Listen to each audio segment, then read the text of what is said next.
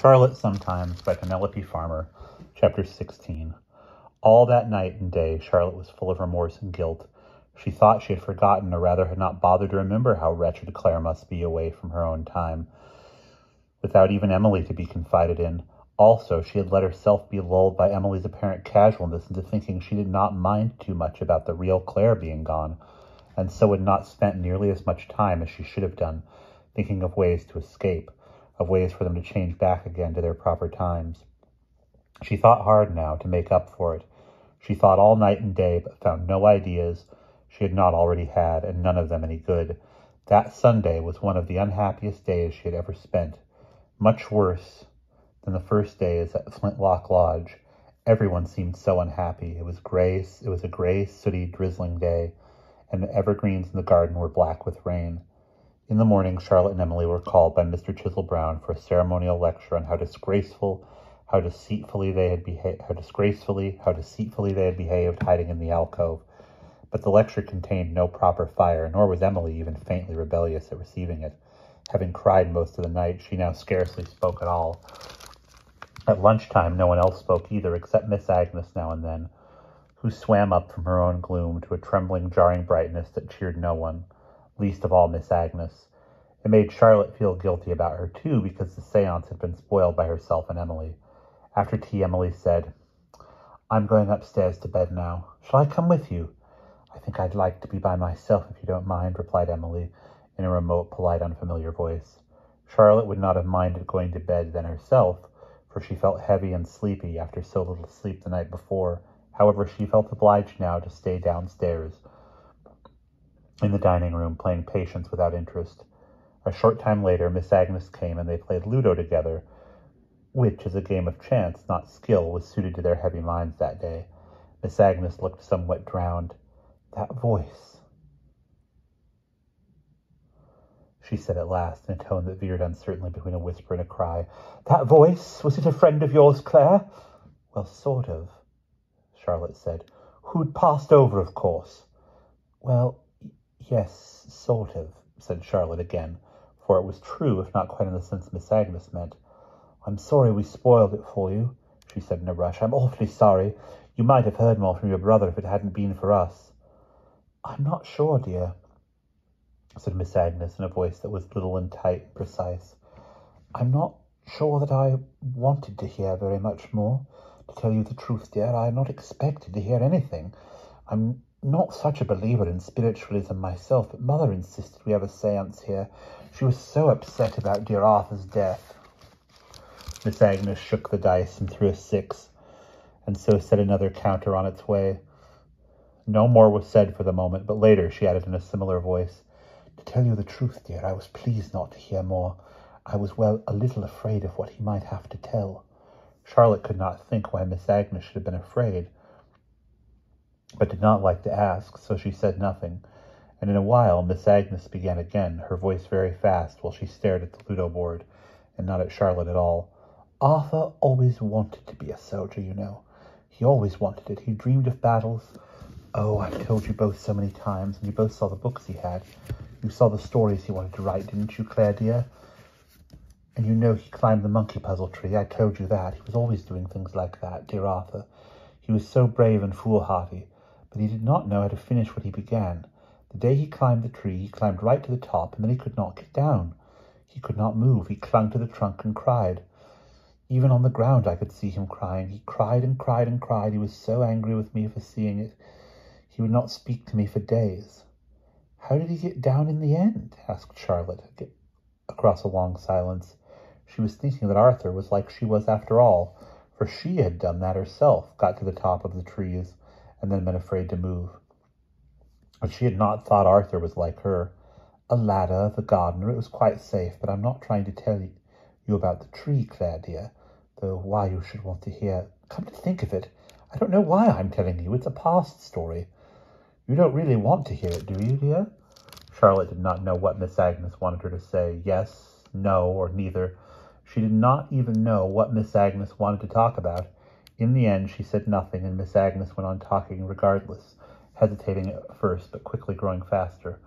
"Well, it was like that, like the tree. He joined the army, I told you, dear, and I'd never seen him look so happy as the day he joined up, marching in his office clothes with his hat and umbrella, but marching like a soldier with all the other men, not smiling, very stern, but so happy I could see.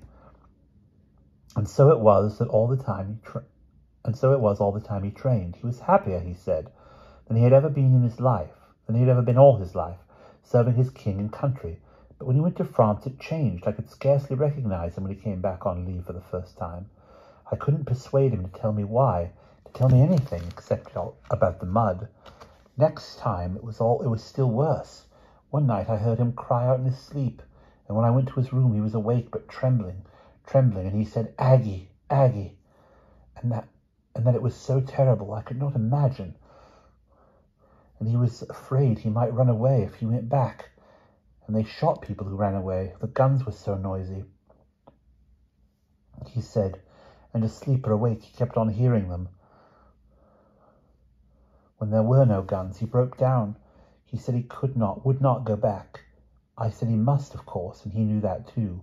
And of course he did go. After that night, he did not even suggest not going. He did not mention it. Then, when he went, I waited and waited, but no letter. No news came, nothing to the telegram to say he'd been killed. But the letter, Charlotte said. You said you had that letter to say he had been brave. From the colonel, you said. I believe, dear, they sent such letters anyway, to spare relatives' feelings, so it is said. Well, I don't believe he wasn't brave. I don't believe it, dear, said Miss Agnes stiffly, growing pinker in the cheeks, her hands tight and trembling. Dear, of course he was brave, Arthur was. Even if afraid. Now, is it not your turn to play? It really is getting to your bedtime, and I've been talking too much, and such nonsense too. At which she shook the shaker wildly, so wildly that the die skidded out across the table to the floor, where both of them crawled to look for it, flustered, apologetic, but glad of the diversion in a way.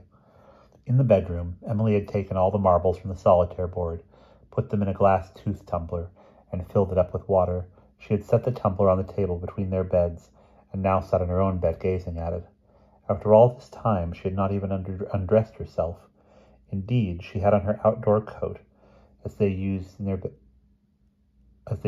bedroom, because it was so cold without heating of any kind. Charlotte went over and gazed with Emily. The marbles looked huge in the tumbler, huge and shiny and defined. But they looked part of the water, too, as if by some alchemy it had formed itself into solid bubbles, veined with color, not reflecting color like soap bubbles. Why did you do that? She asked Emily. Put the marbles in water, I mean. I just felt like it, Emily added defiantly. I think they're pretty. Stones look prettier under water. I don't see why marbles shouldn't look prettier, too. I think they're beautiful, said Charlotte, and how huge they look. But when she put her fingers in the water and pulled the marble out, it was small by comparison with those still in the glass, and unimportant, too. It was like the difference between what you long for and what you find, the difference, for instance, between Arthur's image of war and his experience of it. It was like other times, her own and Miss Agnes's proper childhood times, that seemed so near to her memory and yet so far away. It was like everything that made you ache, because in one sense it was so close, and in another, unobtainable. Charlotte picked up the glass, held it to the light, and gazed into it, obliviously. For that moment, everything else around her, everything else that had happened, seemed to splinter in her head and fall away. Hey, cried Emily crossly. Hey, what are you doing? That's mine. They're not your marbles, Charlotte pointed out, still gazing. They're Miss Agnes's marbles. It was my idea to put them in water. Give them to me. Emily leaped up, suddenly frenzied. Charlotte had already lowered the glass in order to set it back on the table when Emily snatched at it. The water slopped dangerously. The glass hung between hands for a fraction of time, before falling with a crash to the floor. Marbles rolled everywhere with little hollow sounds. Emily and Charlotte trod on water and wet glass and looked at each other dismayed. They cleared the glass first and mopped the water up as neatly as they could. Then they hunted for the marbles. The floor was so uneven that they had rolled everywhere, were caught in the cracks of floorboards, wedged between pieces of furniture, hidden under beds and in corners. Wood grain patterned their hands as they crawled about. Little drafts of air from under the door drilled their ears and faces.